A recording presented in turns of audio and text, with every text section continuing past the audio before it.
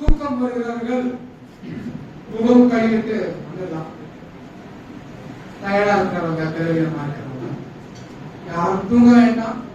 ஆண்டவர் பேச போகிறார். ஆமென். ஆண்டவர் நம்மை நீதிமான்களாக மாற்றிருக்கிறார். ஆமென். யாருக்கெல்லாம் தெரியும் நான் நீதிமான் அப்படின்னு சொல்றவங்க எல்லாம் கை தூக்கலாம். ஆமென். நாம் அனைவரையும் ஆண்டவர் நீதிமான்களாக மாற்றியிருக்கிறார். எப்படி ஆண்டவர் நீதிமான்களாக மாற்றியிருக்கிறார்? அவருடைய ரத்தத்தினால். வேற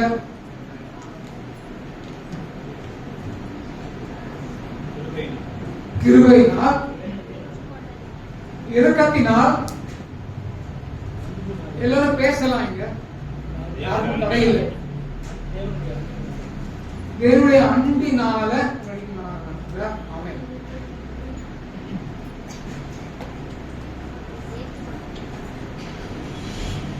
நான் தொடர்ந்து கேள்வி கேட்க போறது கிடையாது. ஆரம்பத்துல ஒரு சில கேள்விகள் தான். எல்லா டிஸ்ட்ராக்ஷன்ஸையும் நம்ம டிஸ்ட்ராக்ட் ஆக வேண்டாம், எல்லாரும் கவனிக்கலாம். திரும்பவும் கேட்கிறேன், நாங்கள் அல்லது நாம் நீதிமான்கள் அப்படின்னு நம்ம சொல்றோம். எப்படி நாம் நீதிமான்கள் ஆகப்பட்டோம்? எவ்வாறு நீதிமான்கள் ஆகப்பட்டோம்? நாம் மிகவும் பரிசுத்தவான்களா?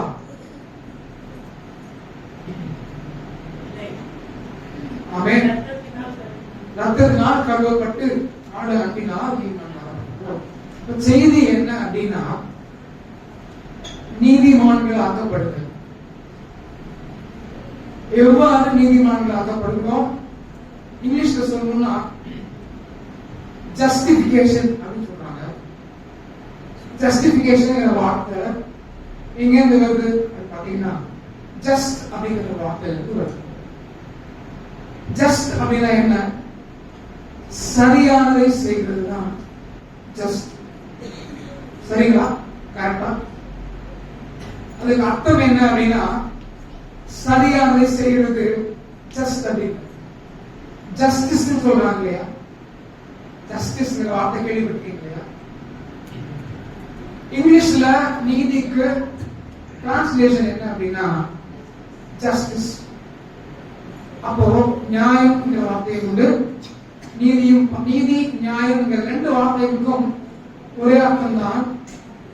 ஜஸ்டிஸ் வார்த்தை நீதிங்கிற வார்த்தையாக தமிழில் மொழிபெயர்க்கப்படுகிறது. நியாயம் வார்த்தையாக கூட மொழிபெயர்க்கப்படலாம். அப்போ ஆண்டவர் எப்படி நம்மை ஜஸ்டாக மாற்றுகிறார்? அதாவது அவர் பார்வையில ஆண்டவர் எவ்வாறு நம்மை, ஜஸ்டுக்கு என்ன சொன்ன அர்த்தம்? சரி.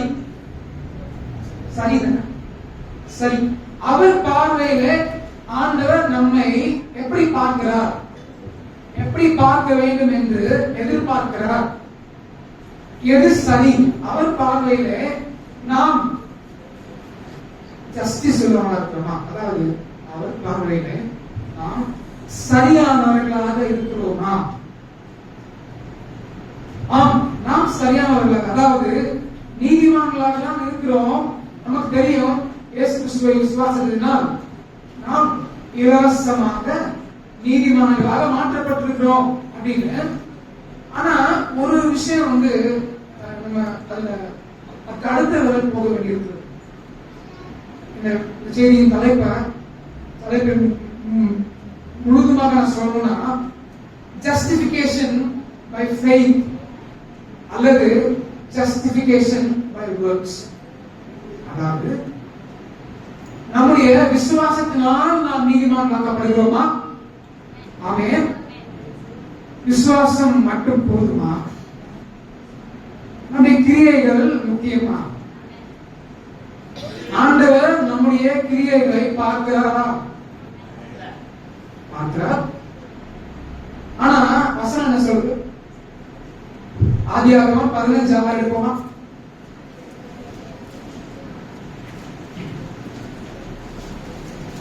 ரொம்ப ஹை பிக்சர் பாருங்கனால தொண்டை ஒரு மாதிரி அடிச்சு. அவர் அவனை வெளியே அழைத்து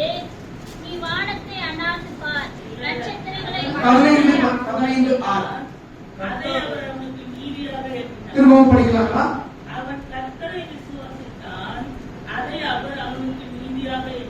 இப்பதான் பார்த்தோம் நீதினா என்ன அப்படின்னு பார்த்தோம் இல்லையா? நீதினா என்னன்னு பார்த்தோம். ஆண்டவருடைய பார்வைக்கு முன்பாக சரியாக இருப்பதுதான் நீதி. அப்ப ஆபிரகாம் என்ன பண்ணாரு? ஆண்டவர் பார்வையில சரியாக இருப்பதற்கு ஆண்டவரை விசுவாசித்தான், அதை அவருக்கு நீதியாக எண்ணினார். எண்ணினார்னா சிந்தித்தாரா தெரியல, எண்ணினார் அப்படின்னு இருக்கு. அது என்னன்னு பார்ப்போம் தொடர்ந்து. அப்போ ஆண்டவர் நீதியாக மனிதனை எண்ணுகிறார் எப்போது அப்படின்னா விசுவாசிக்கும் போது அப்படின்னு பார்க்கிறோம். அப்போ ஆண்டவர் எப்பேற்பட்டவர்? அவர் குணாதிசயங்கள்ல நீதிங்கிறது எப்படி இருக்குது? நாம் சொல்லுகிறோம் அல்லவா, அவர் நீதிபரர் சொல்றோம்ல. ஆண்டவர் நீதியான நியாயாதிபதி. இயேசு கிறிஸ்துவை பற்றி தீர்க்க தரிசனங்கள் எல்லாம் என்ன சொல்றது அப்படின்னா, அவர் நீதியாக நியாயம் தீர்ப்பா திரும்பவும் வரும்போது அப்படின்னு சொல்லப்பட்டிருக்கு. அப்போ அவருடைய கேரக்டர்ல, அதாவது ஆண்டவருடைய கவனிக்கலாம், ஆண்டவருடைய குணாதிசயத்துல என்ன இருக்கான்? நீதி இருக்கு, நியாயம் இருக்கு. ஏனென்றால் அவர் படைத்தவர், அவர்தான் தெய்வம். தெய்வம் என்று சொல்லப்படுகிற எதுவாக இருந்தாலும் சரி, யாராக இருந்தாலும் சரி, நீதி என்பது அவருடைய ஒரு தெய்வத்துடைய குணாதிசயம் அப்படின்னு மனிதர்கள் எல்லாம் பேசுகிறார்கள். சரிங்களா? நம்முடைய தெய்வம், உண்மையான தெய்வம், அவருடைய குணாதிசயத்தில் சிறந்தது, மிகவும் மேன்மையானது, எல்லாமே மேன்மையானது. தனியாக தெரிகிற அவருடைய பிஹேவியர்ஸ்ல ஆண்டவர் பேசும்போது, ஆண்டவர் செயல்படும் போது, ஆண்டவர் கிரியை செய்யும் போது, இன்னொரு கவனிக்கலாம். என்ன சொன்ன? ஆண்டவர் செயல்படும் போது அவருடைய குணாதிசயம் வெளிப்படுது இல்லையா? அந்த வெளிப்படுகிற குணாதிசயத்துல நீதிங்கிறது எப்பயுமே வெளிப்படும். ஆமென். வசனம் சொல்றேன். உபாகமம் 32ஆம் அதிகாரம் 4வது வசனம். கர்த்தருடைய குணாதிசயங்கள் நீதியை பற்றி வசனம் என்ன சொல்கிறது? அவர் கண்மலை, அவர் கிரியை உத்தமமானது, அவர் வழிகளெல்லாம் நியாயமும், அவர் நியாயக்கேடு இல்லாத சத்தியமுள்ள தேவன், அவர் நீதியும் சமயமானவர். ஆமென். எத்தனை வார்த்தைகள் கொடுக்கப்பட்டிருக்கு. அவர் கண்மலை. ஏன் கண்மலை? அவர் கண்மலை. அவரை தேடி வருகிறவர்களுக்கு எல்லாம் அவர் கண்மலை. கண்மலை அசைக்கப்படுவதில்லை. கண்மலை ஒரு இடத்துல இருந்துச்சுன்னா அது மாறுவதில்லை. அது இருக்கிற இடத்திலேயே இருக்கிறது. மாறாத தெய்வம். அவர் எப்படிப்பட்டவர்? அவர் கிரியை உத்தமமானது. அவருடைய கேரக்டர் எப்படி? உத்தமமானது. அவர் வழிகள் எல்லாம் நியாயம். அவர் நியாயக்கேடு இல்லாத சத்தியம் உள்ளது. நாமே அவர் நீதியும் செம்மையுமானவர். எல்லா வார்த்தையும் என்ன குறிக்குது? அவர் நீதியானவர், நியாயமானவர். அடுத்தது சங்கீதம் 33:5. நிறைய வசனங்கள் உண்டு, அதனால நான் படிக்கிறேன். அவர் நீதியிலும் நியாயத்திலும் பிரியப்படுகிறார். பூமி கர்த்தருடைய காரணத்தினால் நிறைந்திருக்கிறது. அடுத்தது என்ன பார்க்கிறோம்? அவர் கேரக்டரே நீதி உள்ள கேரக்டர், நியாயம் உள்ள கேரக்டர். அடுத்தது பார்க்கிறோம், அவர் நீதியில பிரியப்படுகிறார். நீதி செய்கிறதை கர்த்தர் விரும்புகிறார். இதெல்லாம் ஞாபகத்தில் வச்சுக்கோங்க. கடைசியில் நான் கேட்பேன், ஃப்ரண்ட்ல உட்கார்ந்து கேட்பேன். அப்படியே வந்து மைண்ட் அப்படியே நீதி மைண்ட் போயிடுச்சு. இப்ப என்ன சொன்ன? ஆண்டவர் நீதியை கிருபையுள்ளவர், நீதியில் பிரியப்படுகிறவர் என்று பார்க்கிறோம். அடுத்த வசனம் சங்கீதம் 89:14 வசனம். நீதியும் நியாயமும் உம்முடைய சிங்காசனத்தின் ஆதாரம், கிருபையும் சத்தியமும் உமக்கு முன்பாக நடக்கும். ஆமென். நீதியும் நியாயமும் உம்முடைய சிங்காசனத்தின் ஆதாரம்.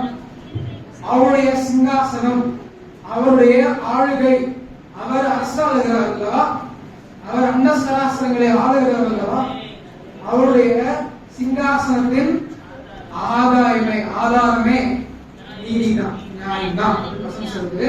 இப்போ உங்கள்கிட்ட ஒரு விஷயம் சொல்றேன். இப்ப படிக்கிற வசனங்கள்ல ஆண்டவருடைய கேரக்டர் பத்தி படிக்கிறோம் இல்லையா, நான் நீதியில மட்டும்தான் போக்கஸ் பண்றேன்.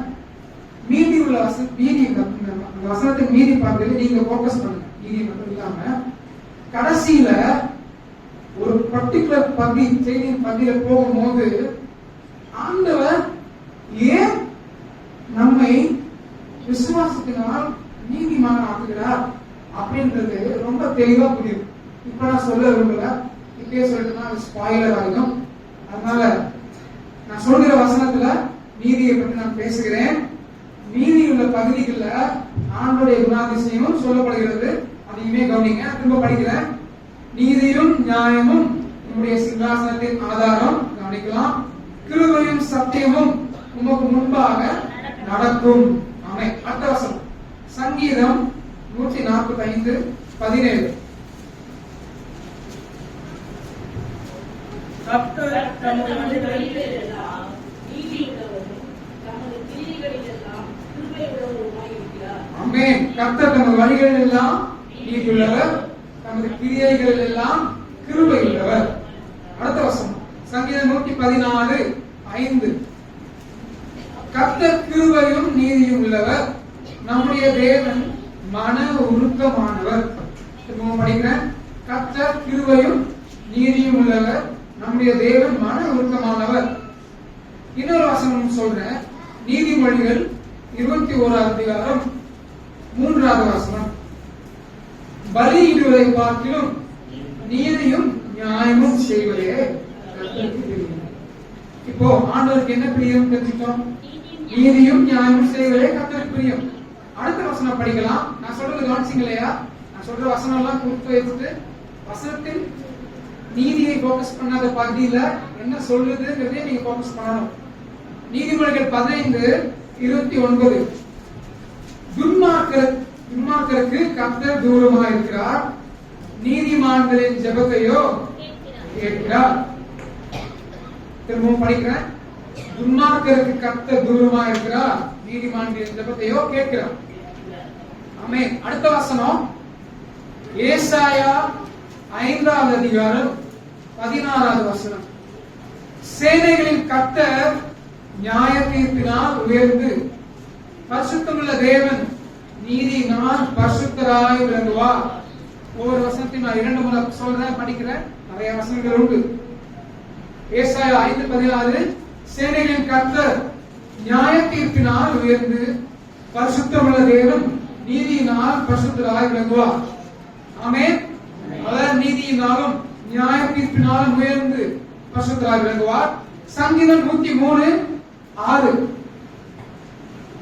ஒடுக்கப்படுகிற யாவருக்கும் கர்த்தர் நீதியையும் நியாயத்தையும் செய்கிறார். ஆமென். ஒடுக்கப்படுகிற யாருக்கும் கர்த்தர் நீதியையும் நியாயத்தையும் செய்கிறார்.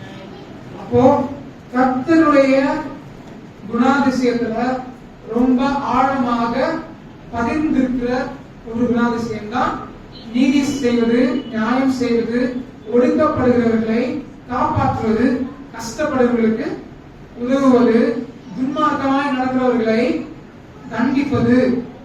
இதெல்லாம் கர்த்தருடைய குணாதிசயம். அப்படிப்பட்ட கர்த்தர் மனிதர்களை எப்படி இருக்கணும்னு எதிர்பார்க்கிறார்கள்? நீதிமான்களா இருக்கணும்னு எதிர்பார்க்கிறார்கள். சரி, இப்ப நீதி அப்படின்றது ஆணுடைய குணாதிசயம் என்று தெரிஞ்சுட்டோம். நீதிங்கிற வார்த்தை என்ன அப்படின்னு பார்க்கலாமா? நமக்கு எல்லாம் தெரியும் தான் நீதினா என்ன அப்படின்னு. இருந்தாலும் வசனம் என்ன சொல்லுகிறது நீதியை பற்றி அப்படின்றது பார்க்கலாம். அதை பார்த்த பிறகு எதுக்கு நம்ம நீதியா இருக்கணும்? மனிதர்கள் ஏன் நீதியா இருக்கணும்? ஏன் நீதி செலுத்தணும்? ஏன் நியாயமா இருக்கணும்? ஏன் பரிசுத்தமா இருக்கணும்?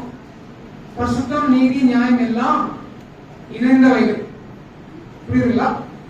நான் வசனம் சொல்றேன். சங்கீதம் 37 27 இருந்து 31 வரைக்கும் நான் படிக்கிறேன். எடுத்து வச்சுக்கோங்க. சங்கீதம் 37 நான் படிக்கிறேன். தீமையை விட்டு விலகி நன்மை செய், என்றென்றைக்கும் நிலைத்திருப்பார். கர்த்தர் நியாயத்தை விரும்புகிறவர். அவர் தமது பரிசுத்தவான்களை கைவிடுவதில்லை. அவர்கள் என்றைக்கும் காக்கப்படுவார்கள். துன்மார்க்கனுடைய சந்ததியோ அறுப்புண்டு போகும். 29வது வசனம். நீதிமான்கள் பூமியை சுதந்திரித்துக் கொண்டு என்றைக்கும் அதிலே வாசமாயிருப்பார்கள்.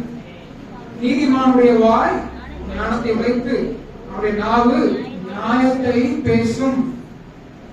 அவனுடைய தேவன் அருளின வேதம் அவன் இருதயத்தில் இருக்கிறது. அவன் நடைகளில் ஒன்றும் பிசகுவதில்லை. அப்போ நீதினா என்ன? ரொம்ப சிம்பிளா இருக்குங்க. ஆனால் என்ன? நியாயத்தை விரும்புகிறார் அல்லவா? நீதியை விரும்புகிறார். இந்த 2வது வசனம் 27வது வசனம் பார்த்தோம். கர்த்தர் நியாயத்தை விரும்புகிறார். அப்போ அப்படியே நீங்க மேல படிச்சீங்கன்னா 37:27 தீமையை விட்டு விலகி நன்மை செய், என்றென்றைக்கும் நிலைத்திருப்பாய். அப்படியே 31வது வசனம். அவனுடைய தேவன் அருளின வேதம் அவன் இருதயத்தில் இருக்கிறது. அவன் நடைகளில் ஒன்றும் பிசகுவதில்லை. ஆமென். இங்க நம்ம நீதி அப்படின்னா என்ன புரிஞ்சுக்கிறோம்? தீமையை விட்டு விலகி நன்மை செய்வது. நன்மை செய்வது தீமை விட்டு விலகுறது மட்டும் கிடையாது. புரியுதுங்களா? நன்மையும் செய்ய வேண்டும்.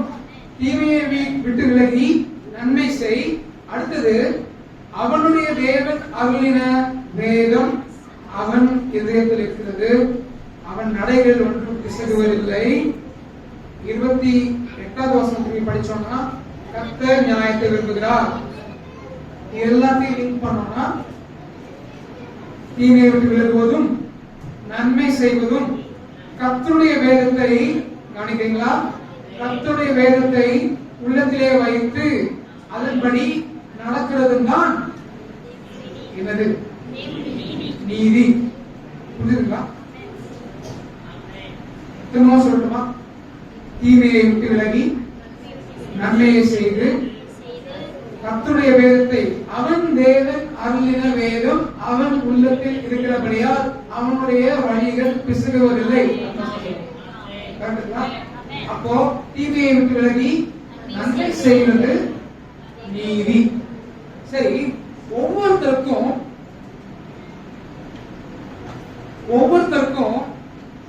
உள்ளத்துல இது கரெக்ட், இது தப்பு அப்படின்ற உணர்வு இருக்கு இல்லையா? இருக்கு.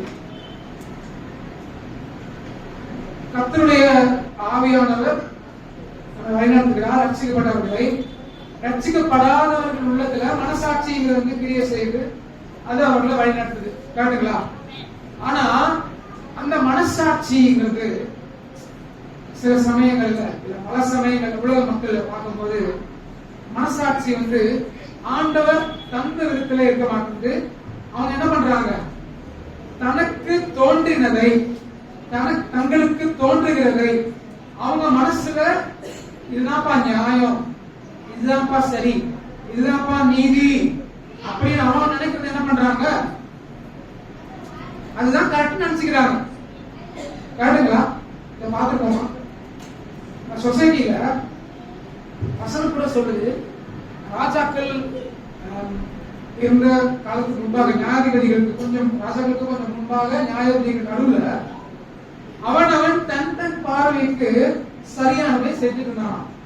இஸ்ரவேல் ஜனங்களை பார்க்கும்போது அவன் தன் பார்வைக்கு சரியானதை செஞ்சான். அது நீதியா?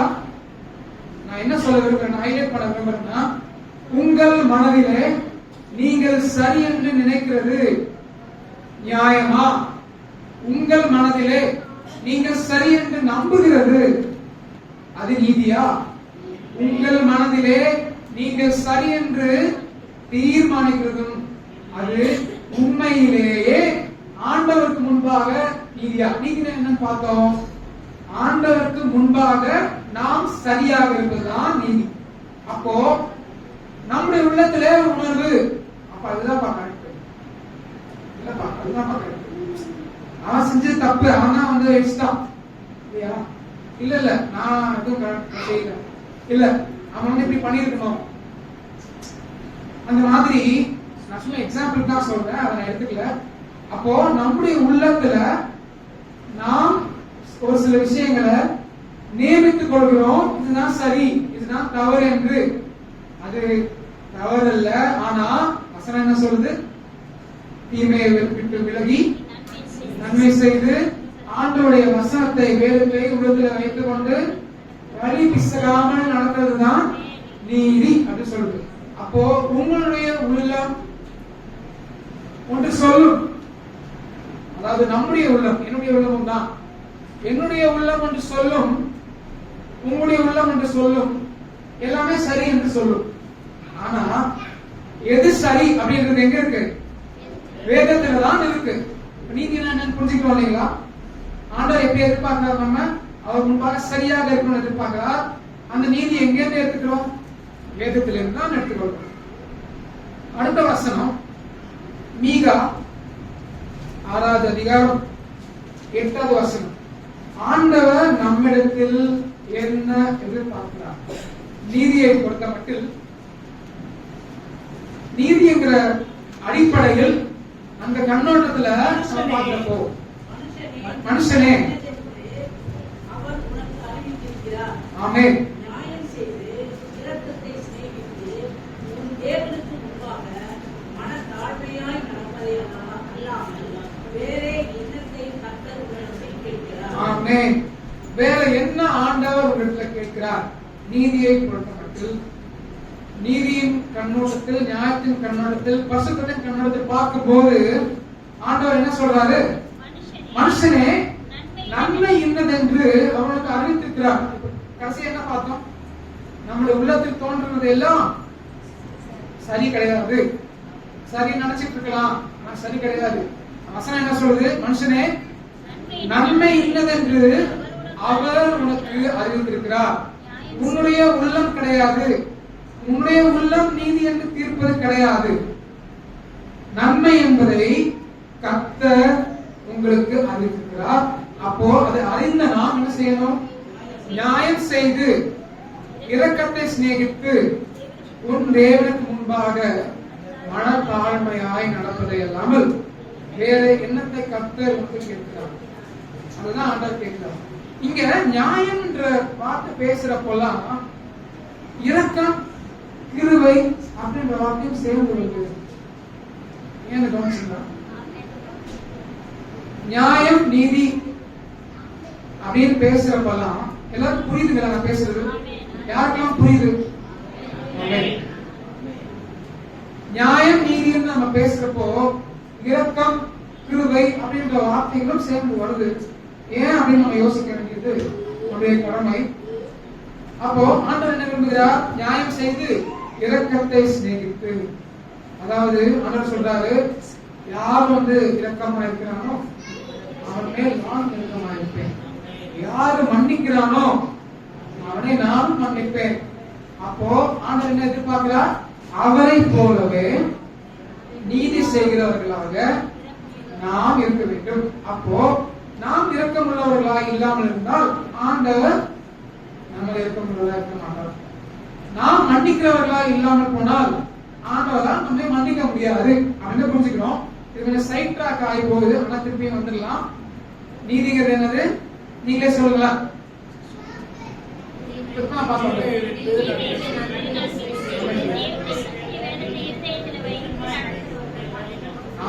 வழி பிசகாமல் ஆண்டவருக்கு முன்பாக வசனத்தை உள்ளத்திலே வைத்து தீமையை விட்டு விலகி நன்மை செய்வது. ஆமென். இரக்கமாயிருப்பதும் நன்மை செய்வதுதான். ஆமென். அடுத்த வசனம் படிப்போம். எரேமியா 22வது அதிகாரம் 3வது வசனம். நீங்கள் நியாயமும் நீதியும் செய்து பறி கொடுத்தவனை ஒடுக்குகிறவனுடைய கைக்கு தப்புவீங்கள். நீங்கள் பரதேசியையும் திக்கற்றவனையும் விதவையையும் ஒடுக்காமலும் கொடுமை செய்யாமலும் இவ்விடத்தில் குற்றமில்லாத ரத்தத்தை சிந்தாமலும் இருங்க. கவனிக்கிறீங்களா? ஆண்டவர் நாம் நமக்கு அருகில் இருக்கிறவர்களை, நம்முடைய நெய்பர், நம்முடைய சகோதரன், நம்முடைய சகோதரி மேல நாம் எவ்வளவு கரிசனையா இருக்கிறோம் அப்படின்றத அவர் பார்க்கிறார். நீதி என்பது என்ன? நான் மட்டுமே நான் சரியா இருந்துக்கிறேன்ப்பா, நான் வந்து தீமையானதை செய்ய போறதில்லை, யாருக்கும் நன்மையானதை செய்ய போறதில்லை, நான் ஒரு பக்கம் இருந்துக்கிறேன் அப்படி இருக்கிறது இல்ல. நீதி நியாயம் என்பது தவறுகளை தட்டி கேட்பது மட்டும் அல்ல. புரியுதா உங்களுக்கு? இந்த வசனம் படிச்சது. நீதி நியாயம் என்பது தண்டனை கொடுப்பது மட்டுமல்ல, தவறுகளை தட்டி கேட்பது மட்டுமல்ல, கேள்விகள் கேட்பது மட்டுமல்ல, உன்னுடைய சகோதரன், உன்னுடைய மத்தியிலே வாசமாயிருக்கிற அயலான், நெய்பர் கிடையாது, ஃபாரினர், வேற நாட்டுக்காரன், நார்த் இந்தியால வந்திருக்காங்கல்ல, எக்ஸாம்பிள் சொல்றேன், வேலைக்காக வந்தவர்கள், வேற இடத்துல உள்ளவங்க, அப்படி கஷ்டத்தில் இருக்கிறவங்க, அப்படிப்பட்டவர்கள் மேல நாம் எவ்வளவு கரிசனையா இருக்கிறோம். என்ன சொல்ல வர்றேன் அப்படின்னா, நீதி என்பது ஒரு தனி மனிதனை, தனி நபரை மட்டும் பொறுத்தது கிடையாது. நீதி என்பது ஒரு மனிதனுடைய வாழ்க்கையிலிருந்து மற்ற மனிதனுடைய வாழ்க்கையை ஊடுருவி செல்லுகிற ஒரு குணாதிசயமாக இருக்கிறது. புரியுதுங்களா? தீமையை விட்டு விலகுறது மட்டும் கிடையாது, நன்மை செய்வதும் தான் நீதி. தட்டி கேட்பது மட்டும் கிடையாது, உதவி செய்வதும் நீதி அப்படின்றது புரியுது. திரும்ப படிக்கிறேன். நீங்கள் நியாயமும் நீதியும் செய்து பறி கொடுத்தவனை ஒடுக்குகிறவனுடைய கைக்கு தப்புவீங்கள். என்னது? தப்பு செய்யற இடத்துல தட்டி கேட்க. நீங்கள் பரதேசியும் திக்கற்றவனையும் விதவையையும் ஒடுக்காமலும், அது உங்களுக்கே சொல்றாரு, நமக்கே சொல்றாரு, ஒடுக்காமலும் கொடுமை செய்யாமலும் இவ்விடத்தில் குற்றமில்லாத ரத்தத்தை சிந்தாமலும் இருங்கள் அப்படின்னு சொல்றாரு. நீதி என்பது புரிஞ்சு இல்லைங்களா? முழுமையுமாக நீதி என்பது, திரும்ப நான் ரிப்பீட் பண்றேன், தீமையை விட்டு நன்மை செய்வது, ஆண்டுடைய வசனத்தை, வேதத்தை உள்ளத்திலே வைத்து வழி பிசகாமல் நடப்பது, நம்முடைய சொந்த வாழ்க்கை, நமக்கு சொந்தமான வாழ்க்கையிலே மட்டும் உரியதாய் இராமல் நமக்கு பக்கத்துல இருக்கிறவங்களையும் ஈடுபாட்டுக்குள் கொண்டு வருகிறது தான் நீதி. அவர்கள் தேவையில் இருக்கும்போது உதவி செய்கிறதா இருக்கட்டும், கஷ்டப்படுறவர்களுக்கு உதவி செய்கிறதா இருக்கட்டும், யாராவது ஒடுக்குறாங்களா இன்னொருத்தவங்கள போய் கேட்பதா இருக்கட்டும், இது எல்லாமே நீதி. இதற்காக தான் ஆண்டவர் என்ன பண்ணிருக்கிறாரு? கவர்மெண்ட் ஏற்படுத்திருக்கிறார். கவர்மெண்ட் எதுக்கு இருக்கு? தவறு செய்கிறவர்களை தண்டிப்பதற்கும் தட்டி கேட்பதற்கும் தான் இருக்கு. நம்மளால போயிட்டு தட்டி கேட்கணும், நம்மள திருப்பி அடிச்சிருவாங்க இல்லையா? கரெக்ட். நம்ம போய் தட்டி கேட்க சொல்றவங்கள, ஆனா என்ன சொல்றேன்னா, உதவி செய்வதும் நீதிக்குள்ள ஒரு பகுதி நான் உணர்த்துகிறேன். தட்டி கேட்பதற்கு பவுல் சொல்றாரு இல்லையா? போலீஸ் எல்லாம் எதுக்கு வச்சுக்கிறாங்க? சேவகர்கள் எதுக்கு உண்டு? அவர்கள் நீதியை நிலைநிறுத்துவதற்கு ஆண்டவருடைய சேவகர்களா இருக்கிறார்களோ, தூதர்களா இருக்கிறார்கள். கரெக்டுங்களா?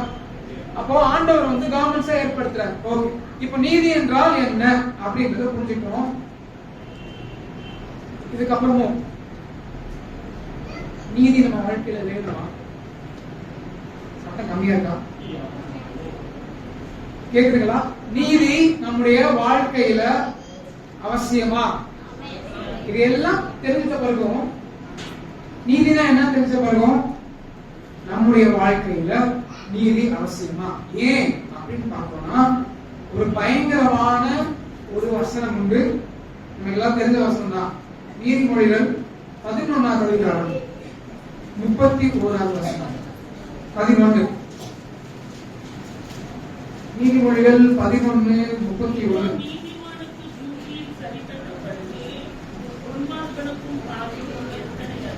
இதோ நீதிமானுக்கே பூமியில் சரி கட்டப்படுமே, துன்மார்கனுக்கும் பாவிக்கும் எத்தனை அதிகம். ஆண்டவர் நீதியா இருக்கிறவர், அவர் நீதிபரர், அவர் நம்முடைய கிரியைக்கு ஏற்ற மாதிரி சரி கட்டுகிற தெய்வமா இருக்கிறார், தண்டனை கொடுக்கிற தெய்வமா இருக்கிறார். இன்றைக்கு நாம் தப்பித்துக் கொள்கிறோம், தப்பிச்சிட்டான்ப்பா, இதை செஞ்சுட்டு நான் தப்பிச்சிட்டேன் அப்படின்னு நினைக்கலாம் திருடன். ஆனால் ஒரு நாள் திருடன் பிடிபடுவான். மக்கள் சொல்றாங்கல்ல, பல நாள் திருடன் ஒரு நாள் பிடிபடுவான் அப்படின்னு சொல்றாங்க. அப்போ ஆண்டவர் நியாயம் செய்கிறார். ஒரு நாள் ஏமாற்றி திருடி, எக்ஸாம்பிள் சொல்றேன், அப்படி பிழைக்கிறவர்கள் ஏதோ ஒரு நாள் ஆண்டவர் நியாயத்தில் கொண்டு வருவார். இந்த வாழ்க்கையிலே கொண்டு வருவார். நரகம் இல்ல, நியாய தீர்ப்பு இல்ல, இந்த வாழ்க்கையிலே. இந்த வசனம் என்ன சொல்லுது? நீதிமானுக்கு பூமியிலே சரி கட்டப்படும், துன்மார்களுக்கும் பாவிக்கும் எவ்வளவு அதிகம். அதனால பயபக்தியா இருக்க வேண்டியது, நீதியை கடைபிடிக்க வேண்டியது முக்கியம்.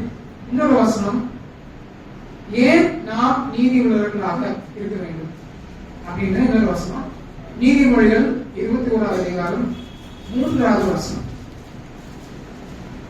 மனுஷனுடைய வழிகள் எல்லாம், மனுஷனுடைய வழி எல்லாம், அவர் சொன்னாங்களா, உங்களுடைய உள்ளத்திலே தோன்றுகிற சரியான விஷயங்கள் எல்லாம், அர்த்தம் மனுஷனுடைய வழியெல்லாம் அவன் பார்வைக்கு செம்மையாக தோன்றும், கர்த்தரோ இருதயங்களை நிறுத்தி பார்க்கிறார். நிறுத்தி பார்க்கிறார்னா என்ன அர்த்தம்? ஆராய்ந்து பார்க்கிறது, தராசுல வைத்து பார்க்கிறது. நிறுத்தி பார்க்கிறார் என்பது இங்க நம்ம அந்த வசனத்தை படிக்கும் போது படிச்சுட்டு போயிருவோம் இல்லைங்களா?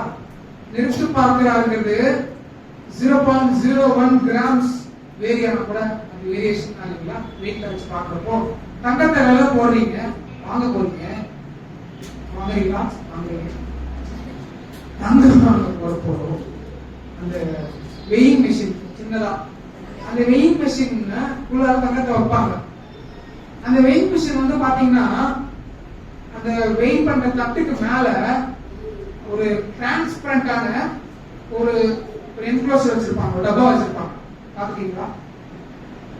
ஒரு டப்பா டிரான்ஸ்பரண்டா இருக்கும். டிரான்ஸ்பரண்ட்னா உள்ள பார்க்க முடியும், உள்ள என்ன தங்கம் வைக்கிறோமா வெளியே வைக்கிறோமா என்ன பார்க்க முடியும். அதே வச்சிருக்காங்க, யோசிச்சிருக்கீங்களா? ஏன் பார்க்க வச்சிருக்கோம்? யாராவது எடுத்து போயிடுவாங்க, யாராவது எடுத்து போயிடுவாங்க, வெயிட் பண்ணிட்டு ஓடிடுவாங்க. ஏன் வச்சிருக்காங்கன்னா அந்த தங்கத்தை வெயிட் பண்ற வெயிங் மெஷின் ரொம்ப சென்சிட்டிவ். அது காத்து அடிச்சுச்சுனாவே வெயிட் மாறும், வெயிட் மாறும். அதை அவாய்ட் பண்றதுக்காக தான் அந்த இன்ட்ரெஸ்ட் வச்சிருக்காங்க. அப்போ மனுஷன் தங்கத்தை நிறுத்து பார்க்கும் போது, அதாவது தராசை வச்சு பார்க்கிறப்போ எவ்வளவு ஜாக்கிரதையா இருக்கணும். அப்ப ஆண்டவர் இருதயங்களை நிறுத்தி பார்க்கிறார். ஆமென். உங்களுடைய இருதயங்களையும் என்னுடைய இருதயத்தையும் அவருடைய நீதியின் பிரமாணம், அவருடைய நீதியின் ஸ்டாண்டர்ட் இருக்கு இல்லையா, அவருடைய நீதிக்கு மத்தியில இந்த பக்கம் அவருடைய நீதி இருக்கு, இந்த பக்கம் நம்முடைய நீதியை கொண்டு இருக்கிறார். அப்போ நீங்க சொல்லலாம், ஆண்டவரே இதுதான் சரி, என் உள்ளத்துல நான் சரின்னு நினைக்கிறேன் அப்படின்னு நீங்க சொல்லலாம். ஆண்டவர் என்ன பண்றாரு? உங்களுடைய இருதயத்தை நிறுத்தி பார்க்கிறார். எப்படி வசனம் சொல்லுது? மனுஷனுடைய வழியெல்லாம் அவன் பார்வைக்கு செம்மையாக தோன்றும், கர்த்தரோ இருதயங்களை நிறுத்தி பார்க்கிறார். உங்களுடைய வாயிலிருந்து புறப்படும் ஒவ்வொரு வார்த்தையும் உள்ளத்தின் நிறைவினால் வருகிறது அப்படின்னு வசனம் சொல்லுங்க. கேட்டுங்களா? உள்ளத்தின் நிறைவினால் வாய் பேசும். அப்போ உள்ளத்திலிருந்து புறப்படுகிறவைகளாகிய ஒரு 17 விஷயங்களை குறித்து அவர் பேசினார். பாவமான விஷயம் அதெல்லாம் படிச்சு போனோம்னா கலாத்தியர்ல. அப்போ அந்த உள்ளத்திலிருந்து வருகிற நீங்கள் நினைக்கிற செம்மையான வழி இதுதான் அப்படின்னு ஆண்டவர் நீங்க கொடுத்து காமிச்சீங்கன்னா, ஆண்டவர் இதுதான் நான் நினைச்சு காட்டு அப்படி நீங்க போய் சொல்லி கொடுத்தீங்கன்னா, ஆண்டவர் என்ன பண்றாரு? அவர் பார்வையில் அவர் நீதி என்று கருதுகிற நீதியை ஒரு பக்கம் தராசிலே வைத்து, நீங்கள் நீதி என்று கருதுகிற அந்த நீதியை உங்கள் செம்மையான வழியை, நீங்கள் நினைக்கிற செம்மையான வழியை இன்னொரு பக்கம் வைத்து எடை போட்டு பார்க்கிறார். அப்ப என்ன நடக்கும்? நமக்கு ரொம்ப வெயிட்டா இருக்கும்.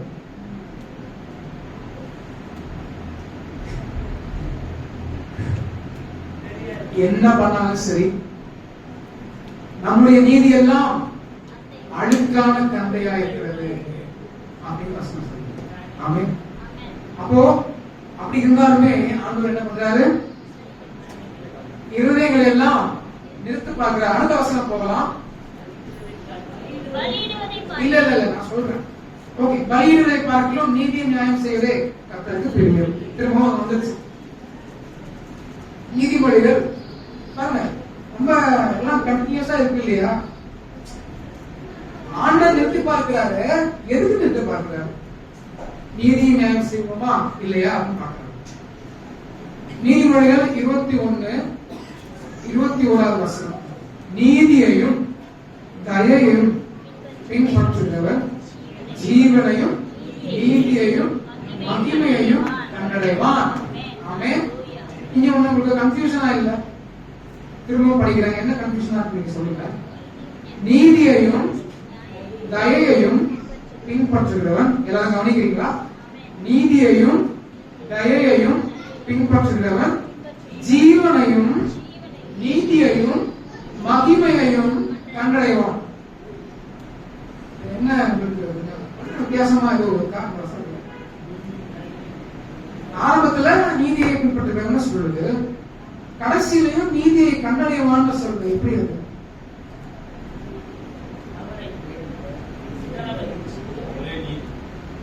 ஆமென். நீதியையும் தயையையும் வசனத்தின்படி தீமையை விட்டு நன்மையை செய்து பின்பற்ற முயற்சி செய்கிறவன் நீதி ஆண்டவருடைய நீதியை கம்பேர் பண்ணும்போது, ஆண்டவர் நிறுத்து பார்க்கும் போது அது கம்பேர் பண்ண முடியாது. ஆனாலும் நாம் முயற்சி செய்யும் போது, நீதியிலே வாழ முயற்சி செய்யும் போது, ஆண்டவர் அவருடைய நீதியை நமக்கு கொடுக்கிறார். அதான் புரிஞ்சுக்க முடியல இல்லைங்களா? நீதியையும் தயையையும் பின்பற்றுகிறவன் ஜீவனையும் நீதியையும் மகிமையையும் கண்டடைவான். இதை நம்ம வந்து தீர்க்க தரிசனமாக கூட எடுத்துக்கலாம். இயேசு கிறிஸ்துவை விசுவாசிக்கிறவன் நீதிமானாக மாற்றப்பட்டான். ஆண்டவர் தன்னுடைய நீதியை விசுவாசிக்கிறவனுக்கு கொடுத்திருக்கிறார். அப்போ ஆண்டவர் நிறுத்து பார்க்கும் போது ஈக்குவலைஸ். ஆமென். அதுதான் நீதியையும் தயையையும் பின்பற்றுகிறவன். இங்க இன்னொரு விஷயம் கவனிக்கிறீங்க. நீதி கூட என்ன சேர்ந்து வருது? முன்னாடி நீதி கூட என்ன சேர்ந்து வந்துச்சு? இரக்கம், கிருபை எல்லாம் வந்துச்சு. அதை நீங்க அப்படியே மனதில் வச்சுக்கோங்க. அடுத்த வசனம் சங்கீதம் 15:1. இப்ப நம்ம என்ன தலைப்புல வந்து படிச்சுட்டு இருக்கோம்? ஒரே செகண்ட். இப்ப என்ன தலைப்புல படிச்சுட்டு இருக்கோம்? நீதி படிச்சுட்டு இருக்கோம். சப்ஹெட்டிங் என்ன? ஏன் நம்ம நீதி தேவையா, எதுக்கு நீதியா இருக்கணும் அப்படின்னு சொல்லிட்டு பார்த்துட்டு இருக்கோம். அதுல ஃபர்ஸ்ட் வசனமே என்ன சொன்னேன்? நீதிமானுக்கே சரி கட்டப்படுவேன் அப்படின்னு நான் சொன்னேன். அதோடைய தொடர்ச்சி தான் இது. நம்ம டிஸ்ட்ராக்ட் ஆகி எங்கே போயிடக்கூடாது. திருப்பி நான் ரிப்பீட் பண்றேன். இப்ப இந்த வசனம் படிக்கலாம். படிங்க. கர்த்தாவே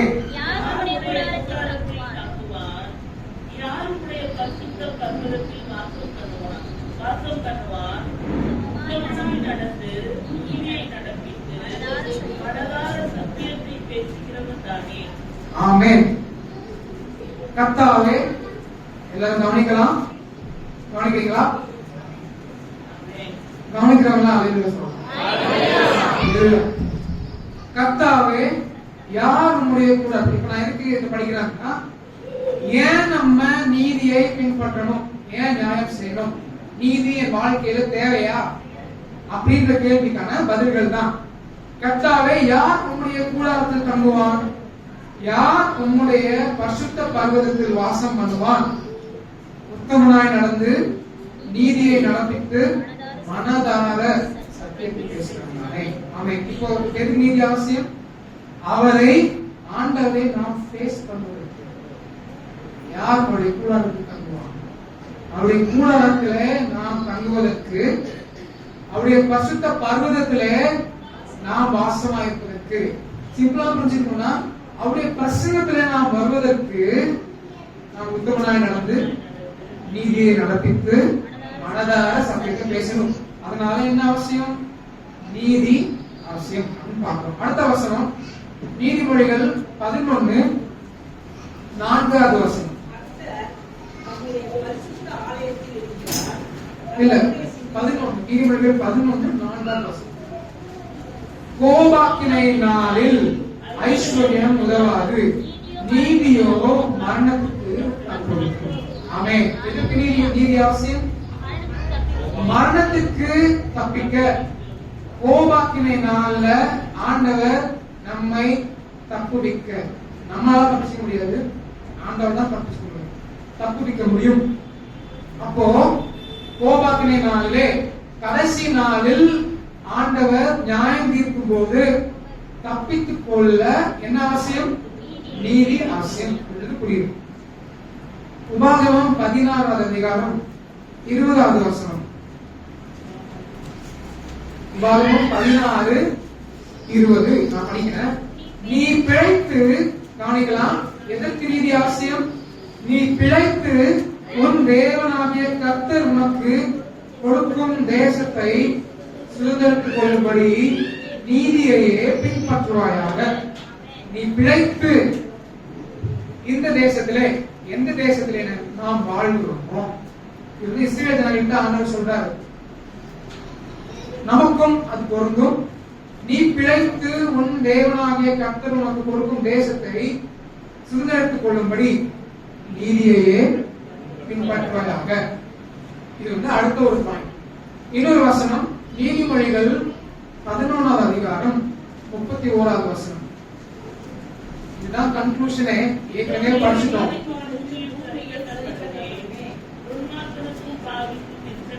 ஆமென். ரொம்ப பயத்துக்கு நடுக்கத்துக்கும் உரிய ஒரு வசனம் இதுதான். ஏன் நாம் நீதிமான்களாக இருக்க வேண்டும் அப்படின்னா, ஆண்டவர் நீதி செய்கிறவர். இருதயங்களை ஆராய்ந்து பார்த்து, சிந்தனைகளை நோக்கி பார்த்து, சோதித்து பார்த்து, தராசிலே வைத்து ஜட்ஜ் பண்ணி ஆண்டவர் என்ன பண்ணுவாரு? பூமியிலேயே எல்லோருக்கும் சரி கட்டுவார், நீதிமானுக்கே சரி கட்டுவார். அப்போ அப்ப நம்ம என்ன பண்ணணும்? ஈஸியா சொல்லி நீதியா நடப்பதுதான். அப்போ நீதினா என்னன்னு பார்ப்போம். திரும்ப ரிப்பீட் பண்ணணுங்களா? தேவையில்லை. ஓகே. அப்போ இஸ்ரவேல் ஜனங்கள் எகிப்துல கஷ்டப்பட்டு இருந்தாங்க. 400 வருஷமா, 400 வருஷம், 4 தலைமுறையாக இஸ்ரவேல் ஜனங்கள் எகிப்துல கஷ்டப்பட்டாங்க.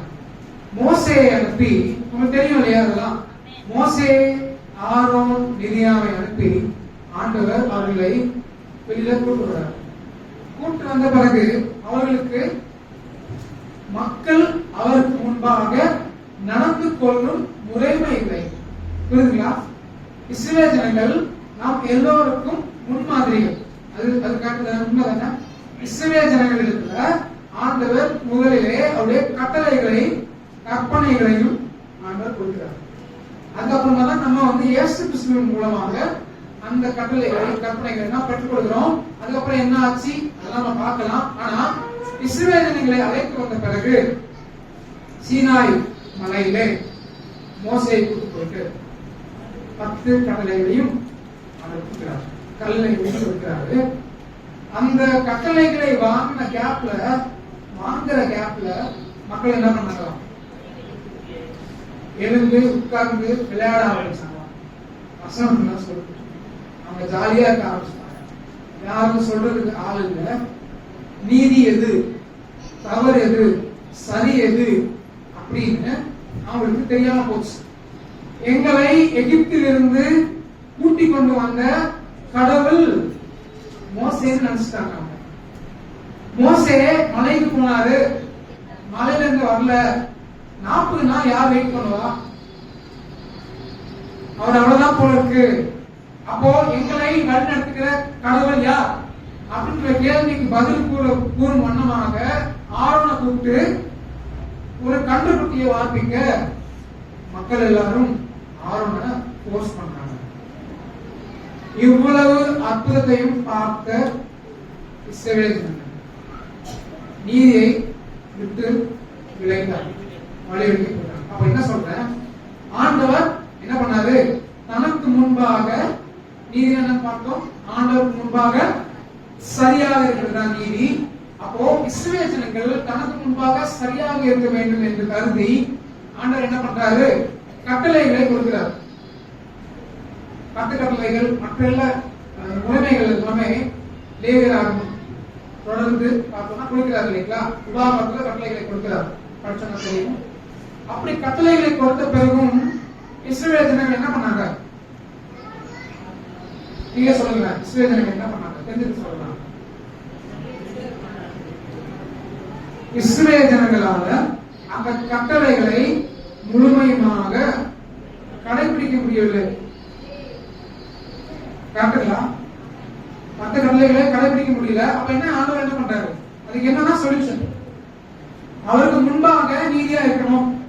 நீதியா இல்லைன்னா என்ன நடக்கும், ஆண்டவர் ஜட்ஜ் பண்ணிடுவாரு, நீதியை அவர் நிறைவேற்றி விடுவார்.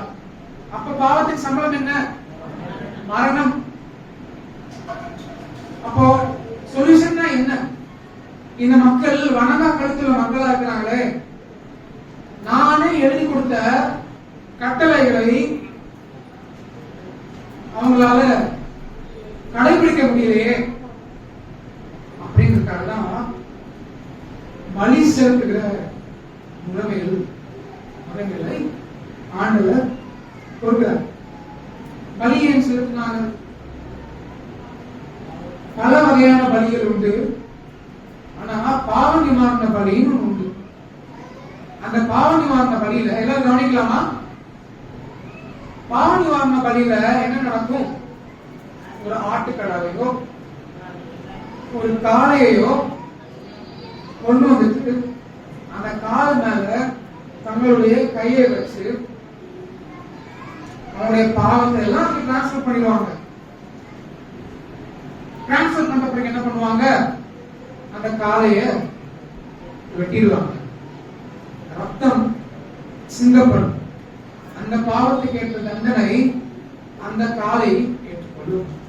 ஏன் காலை ஏற்றுக்கொள்கிறது, அதாவது தவறு செய்யாத ஒரு ஜீவன் அந்த பாவத்தை ஏற்றுக்கொண்டு அது மறிக்கிறது. யாருக்கு பதிலாக, யார் கை வச்சாங்களோ மனுஷனுக்கு பதிலாக இந்த சாக்ரிஃபைஸ் பண்றது, பலி செலுத்துகிற முறைமை ஆண்டவர் ஏற்படுத்தினார். நீதியை நடப்பிக்கணும், ஆண்டவர் நீதியா இருக்கிறார். மனுஷன் ஆண்டவர் முன்பாக நீதியுள்ளவனாக காணப்பட வேண்டும். அதற்காக கட்டளைகளை கொடுத்தார். கட்டளைகளை மனிதனால் கடைபிடிக்க முடியவில்லை. அதனால ஒரு விஷயத்துல தவறிட்டான் அப்படின்னா என்ன பண்ணுவான், காளையை கொண்டு வந்து அதை பலி செலுத்த கொடுப்பான். இது பல பல பல வருஷங்களாக ஆயிரக்கணக்கான லட்சக்கணக்கான ஆடுகள், மாடுகள், பறவைகள் எல்லாமே பலி செலுத்தப்படும். அப்ப என்ன பண்ணுவாங்க இவங்க, சரியான ஒரு மெத்தடா இருக்குது இது, ஒரு சுலபமான ஒரு வழியா இருக்குது இது. போய் தவறு செய்துவிட்டு வந்து பலி செலுத்துவான், போய் துரோகம் செய்துவிட்டு வந்து பலி செலுத்துவான், ஆண்டவருக்கு துரோகம்.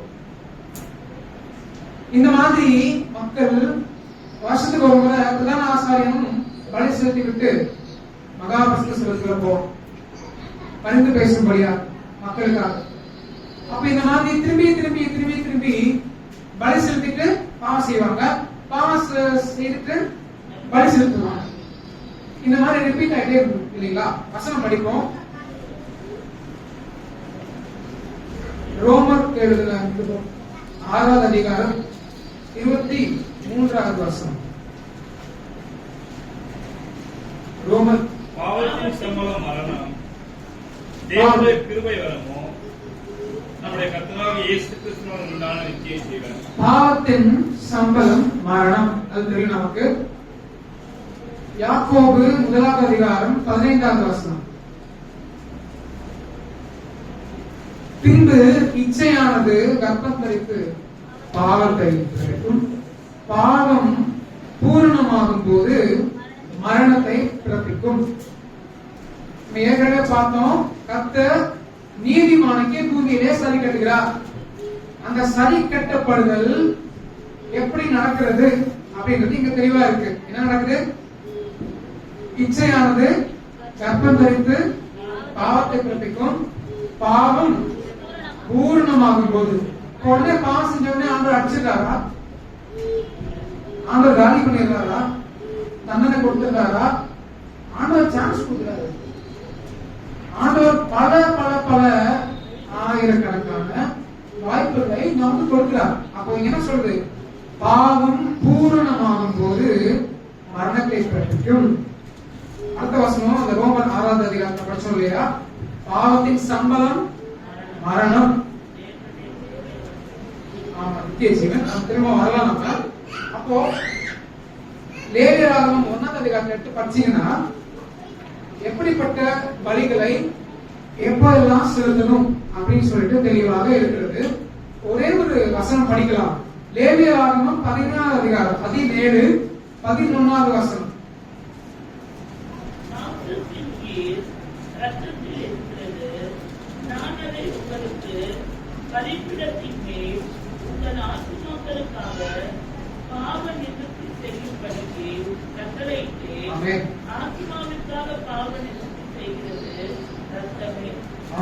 மாம்சத்தின் உயிர் எங்க இருக்கு? ரத்தத்தில் இருக்கிறது. ஏற்கனவே பார்த்தோம் இல்லையா? ஏன் காலை பலியிடப்பட வேண்டும்? ஏன் காளையை கொடுத்தாங்க? ஆட்டு மந்தையை கொடுத்தாங்க. உயிர் ரத்தத்தில் இருக்கிறது. நான் அதை உங்களுக்கு பலிபீடத்தின் மேல் உங்கள் ஆத்மாக்களுக்காக பாவ நிவர்த்தி செய்யும்படிக்கு கட்டளையிட்டேன். ஆத்மாவிற்காக பாவ நிவர்த்தி செய்கிறது ரத்தமே. அப்போ பாவம் அகற்றப்பட வேண்டும் என்றால் ரத்தம் சிந்தப்பட வேண்டும். இதெல்லாம் நான் கொண்டு வந்து வருஷம் கனெக்ட் பண்றேன். ஆண்டவர் நம்மை சுலபமாக நீதிமான்களாக மாற்றிவிட்டார் அப்படின்னு நம்ம சொன்னோம் இல்லையா? அது ரொம்ப கடினமான ஒரு விஷயமா இருந்துச்சு. அதாவது ஆண்டவர் நீதிபரர், மக்கள் நீதி இல்லாம இருக்கிறாங்க. ஆனா ஆண்டவர் அவர்களை நேசிக்கிறார். இப்ப என்ன பண்றது? பலி செலுத்தும் முறைமையை ஏற்படுத்தி இருக்கிறார். பலி செலுத்தும் முறைமையை ஏற்படுத்தினாலும் மக்கள் என்ன பண்றாங்க? பலி செலுத்துறாங்க, திரும்பவும் பாவம் செய்யறாங்க. பலி செலுத்துறாங்க, திரும்பவும் பாவம் செய்யறாங்க. அதனாலதான் ரத்தம் சிந்தப்பட வேண்டும். அடுத்து எபிரேயர் 9வது அதிகாரம் 22வது வசனம். நியாய பிரமாணத்தின்படி கொஞ்சம் குறைய எல்லாம் ரத்தத்தினால் சுத்திகரிக்கப்படும். ரத்தம் சிந்துதல் இல்லாமல் மன்னிப்பு உண்டாகாது. ஆமென். ஒண்ணு, ரத்தம் சிந்தப்படுகிற அந்த விலங்கு பாவத்தை ஏற்றுக்கொள்கிறது. அந்த ரத்தத்திலே உயிர் இருக்கிறது. அந்த ரத்தம் சிந்தப்பட வேண்டும். கேட்டுங்களா? ரத்தம் சிந்தப்பட வேண்டும். அடுத்தது என்ன பார்க்கிறோம்? அந்த சிந்தப்பட்ட ரத்தம் சுத்திகரிக்கும். ரத்தம் சிந்துதல் இல்லாமல் மன்னிப்பு உண்டாகாது. ஆண்டவர் நம்மை நீதிமான்களாக மாற்ற வேண்டும் என்றால் ரத்தம் சிந்தியே ஆகும். புரிதலைங்களா? ரொம்ப சுலபமாக நாம் இலவசமாக, கவனிக்கிறீங்களா? சுலபமாக இலவசமாக நீதிமான்களாக மாற்றப்பட்டிருக்கிறோம். ஆனா என்ன வசனம் சொல்லுது? ஆண்டவர் நீதிபரர். அவர் உடனே கண்டிப்பார், நீதி செலுத்துவார். ஆனா காப்பாற்றுவதற்காக, மக்களை காப்பாற்றுவதற்காக பலி செலுத்தும் முறையை ஏற்படுத்தினார். அந்த சிந்தப்பட்ட ரத்தம் பாவ மன்னிப்பை உண்டாக்கினது. அந்த பாவ மன்னிப்பு தான் மக்களை நீதிமன்றாக மாற்றினது. ஆமென். ஆனா இந்த பாவ மன்னிப்பு, இந்த ரத்தம் சிந்ததினால் உண்டான பாவ மன்னிப்பு, ஆட்டுக்கடாவை வெட்டுறது இல்ல காளையை வெட்டுறது மூலமாக வந்த பாவ மன்னிப்பு எத்தனை நாள் நீடித்தது? நாளிகையா? ஆட்டுக்கடை வெட்டினது, ஆடை வெட்டினது எல்லாம் வெட்டி பலி செலுத்தி முடிச்ச உடனே பரிசுத்தம் ஆயிட்டாங்க, நீதி ஆயிட்டாங்க. ஆனா அது தொடர்ந்து நீடிக்கவே இல்லையே. திரும்ப திரும்ப திரும்ப உள்ளத்திலே மாற்றம் ஏற்படவில்லை. செயல்களில மட்டும் என்ன பண்றாங்க? ஒரு ரெமடியை மக்கள் பற்றி கொண்டாங்க, பலி செலுத்துவது என்று. அப்போ இளங்காலை இவருடைய ரத்தத்தினால் அல்ல, ஆமென் அவருடைய சொந்த ரத்தத்தினாலும் ஆமென் ஒரே தரம் மகா பரிசுத்த ஸ்தலத்திலே பிரவேசித்து நித்திய மீட்பை உண்டு பண்ணினார். ஆமென். நித்திய மீட்பை ஆண்டவர் உண்டு பண்ணினார். அதுக்கு முன்பாக ஆண்டவர் இந்த ரத்தம் சிந்துதலில் ஆண்டவர் பிரியப்படுகிறாரா? ஆண்டவருக்கு இந்த பலி செலுத்துதல் எல்லாம் பிரியமா? ஆண்டவருக்கு பிடிக்குமா? அடுத்த ஒரு கேள்வி. மீகா 6வது அதிகாரம் 6வது வருஷத்துல நான் படிக்கிறேன். எண்ணத்தை கொண்டு, அதாவது பலி செலுத்தப்படுவதை பற்றி மீகா பேசுறார். எண்ணத்தை கொண்டு நான் கர்த்தருடைய சன்னதியிலே வந்து, எடுத்துக்கோங்க, எண்ணத்தை கொண்டு நான் கர்த்தருடைய சன்னதியிலே வந்து உன்னதமான தேவனுக்கு முன்பாக பணிந்து கொள்வேன். எதை நான் கொண்டு வருவேன்? முன்பாக தகன பலிகளை கொண்டும் 1 வயது கன்று குட்டிகளை கொண்டும் அவர் சன்னதியிலே வர வேண்டுமோ? கவனிங்க. 1000களான ஆட்டுக்கடாக்களின் பேரிலும் எண்ணெயாய் ஓடுகிற 10000களான ஆறுகளின் பேரிலும் கர்த்தர் பிரியமாயிருப்பாரோ? நீங்க பலி செலுத்திட்டே இருக்கிறீங்க, ஆண்டவர் அந்த பலியில பிரியமாயிருக்கிறாரோ? நீங்க நீதிமானா மாறணும்னு சொல்லிட்டு பலி செலுத்திட்டே இருக்கிறீங்க, பாவம் செஞ்சிருக்கீங்க, பலி செலுத்துறீங்க, அந்த பலியில ஆண்டவர் பிரியமாயிருப்பாரோ? 1000களான ஆட்டுக்கடாக்களின் பேரிலும் எண்ணெயாய் ஓடுகிற 10000களான ஆறுகளின் பேரிலும் கர்த்தர் பிரியமாயிருப்பாரோ? என் அக்கிரமத்தை போக்க என் முதல் பேரானவனையும் என் ஆத்துமாவின் பாவத்தை போக்க என் கர்ப்பக்கடியையும் கொடுக்க வேண்டுமோ? அந்த எக்ஸ்ட்ரீம் போறாரு. இன்னொரு மனிதன் எனக்காக பலி செலுத்தப்பட வேண்டுமோ அப்படின்னு கேட்கிறார். அடுத்தது, மனுஷனே, இங்கதான் நீங்க சொல்றாரு, மனுஷனே நன்மை என்னதென்று அவர் உனக்கு அறிவித்திருக்கிறார். நியாயம் செய்து இரக்கத்தை செய்து உன் தேவனுக்கு முன்பாக மனத்தாழ்வே நடப்பதை அல்லாமல் வேறே எண்ணத்தை கர்த்தர் உங்களுக்கு கேட்கிறார். மனத்தாழ்மையாய். அப்போ வேற கான்டெக்ஸ்ட்ல பார்த்தோம் வசனத்தை. இங்க என்ன புரியுது அப்படின்னா, நீங்க பாவம் செஞ்சுட்டு அந்த பலி செலுத்துறீங்களே, திரும்ப திரும்ப அந்த பலி செலுத்துறீங்க, ஆண்டவருக்கு முன்பாக அதை கொண்டு வருவது ஆண்டவருக்கு பிரியமா அப்படின்னு கேட்டா ஆண்டவர் அதெல்லாம் எதிர்பார்க்கல. பலி செலுத்துவது உங்களை நீங்க காப்பாத்திக்கிறதுக்கு, ஆனா அதை ஆண்டவர் எதிர்பார்க்கவே இல்லை. ஆண்டவர் என்ன எதிர்பார்க்கிறார்? மனத்தாழ்மையாய் நடப்பதையும் இரக்கத்தை சிநேகிப்பதையும் நியாயம் செய்வதையும் அல்லாமல் வேறு இதையெல்லாம் எதிர்பார்க்கிறார் தான் ஆண்டவர் நியாயம் செய்வது. ஆனாலும் மனிதனால் நியாயம் செய்ய முடிந்ததா? நீதியை நடப்பிக்க முடிந்ததா? நீதியாக வாழ முடிந்ததா? இவ்வளவு வெளிப்படையாக ஆண்டவர் எல்லாத்தையும் காமிச்சிருக்கிறாரு. மனிதனே, நான் நீதியுள்ளவர், நீனும் நீதியுள்ளவனாக இருக்க வேண்டும். நீ நீதியுள்ளவனாக இருக்க மாட்டேயே, சரி பலி செலுத்து. ஆனா பலி செலுத்திட்டே இருக்கிறியே, நான் உன்ட்ட என்ன எதிர்பார்க்கிறேன்? நீதியை தான் எதிர்பார்க்கிறேன் அப்படின்னு சொல்றாரு. ஒரே ஒரு உதாரணம். சவுலிடம் ஆண்டவர் சொல்றாரு, அமலேக்கியரை மொத்தமா அழிச்சிரு, அவருடைய பாவம் வந்து பெருசா இருக்கு. அமலேக்குங்கிற ஜனத்தை போருக்கு செல்லும் போது மொத்தமாக அழித்து விட வேண்டும் சொல்லிட்டு ஆண்டவர் சொல்றாரு. இது வந்து ஆண்டவர் கொடுத்த கட்டளை. சவுல் என்ன பண்றாரு தெரியும் இல்லையா நமக்கு? எல்லாரையும் அடிச்சு போட்டுட்டு ராஜாவை கொல்லாம, ராஜாவை தான் மெயினா அடிச்சு போட்டுக்கணும் இல்லையா? ராஜாவை உயிரோட கூட்டு வந்து நல்லா கொளுத்திருக்கிற ஆடு மாடுகளை எல்லாம் சவுல் வந்து விட மாட்டார். சாமுவேல் போறார், பாக்குறாரு கத்துற ஆடு மாடு சத்தம் எங்கிருந்து வருது அப்படின்னு கேட்கிறாரு. அதுக்கு சவுல் சொல்றாரு, நான் படிக்கிறேன். சவுல் சொல்றாரு, இந்த மாதிரி அது விலக்கப்பட்ட விலங்குகளா இருந்தாலும் பலி செலுத்தப்படுவதற்கு தேவைப்படும் சொல்லிட்டு மக்கள் ஜனங்கள் எல்லாம் சொன்னாங்க. அவங்களுக்கு பயந்து நான் என்ன பண்ணேன், எல்லாத்தையும் அலோவ் பண்ணிட்டேன். உடனே சாமுவேல் என்ன சொல்றாரு, அதற்கு சாமுவேல் கர்த்தருடைய சத்தத்திற்கு கீழ்ப்படிகிறதை பார்க்கிலும், கவனிக்கிறீங்களா? கர்த்தருடைய சத்தத்திற்கு கீழ்ப்படிகிறதை பார்க்கிலும் சர்வாங்க தகங்களும் பலிகளும் கர்த்தருக்கு பிரியமாயிருக்குமோ?